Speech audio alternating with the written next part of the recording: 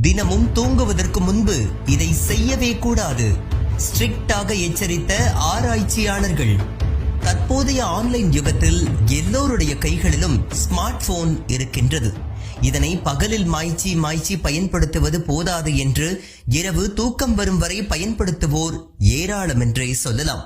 அப்படிப்பட்டவர்களை அதிர்ச்சியில் ஆழ்த்தக்கூடிய தகவல்களை அமெரிக்க புற்றுநோய் சங்க ஆராய்ச்சியாளர்கள் வெளியிட்டுள்ளனர்.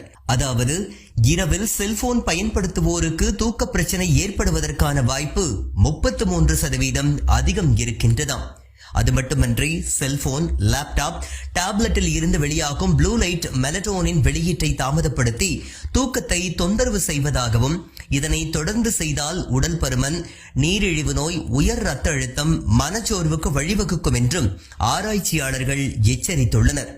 படுக்கைக்கு செல்வதற்கு முன்பு 30 நிமிடங்கள் சமூக ஊடகங்களில் செலவிடுவதால் தூக்க கோளாறுகள் மற்றும் அமைதியற்ற தூக்கத்தை அனுபவிக்கும் வாய்ப்பு 1.62 மடங்கு அதிகமாக இருக்கும் என்றும், படுக்கைக்கு செல்வதற்கு முன்பு செல்போன்களில் வீடியோக்களை பார்த்து கொண்டிருந்தால் வாரத்திற்கு சுமார் 50 நிமிட தூக்கத்தை இழக்க வேண்டியிருக்கும் என்றும் தெரிவித்துள்ளனர்.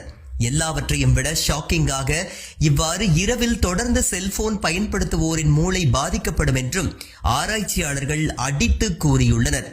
செல்போன்களை அதிகமாக பயன்படுத்தும் மொத்தம் 1,22,000 பேரிடம் நடத்தப்பட்ட ஆய்வில் 41% பேர் தினமும் படுக்கைக்கு செல்வதற்கு முன்பு தங்கள் செல்போனை பயன்படுத்தும் நபர்களாகவும், 17.4% பேர் அந்த நேரத்தில் தங்கள் செல்போனை பயன்படுத்துவதில்லை என்றும் கூறியுள்ளனர். இதனை அடிப்படையாக கொண்டே ஆராய்ச்சியாளர்கள் தங்களது ஆய்வு முடிவுகளை வெளியிட்டுள்ளனர். ஆமா, இதெல்லாம் சரிதான். நீங்க எப்படி செல்போன் எனி டைம் ஆன்லைன் அப்படின்னு பேரிடத்திருக்கீங்களா? கமெண்ட்ல மறக்காம பதிவு பண்ணுங்க.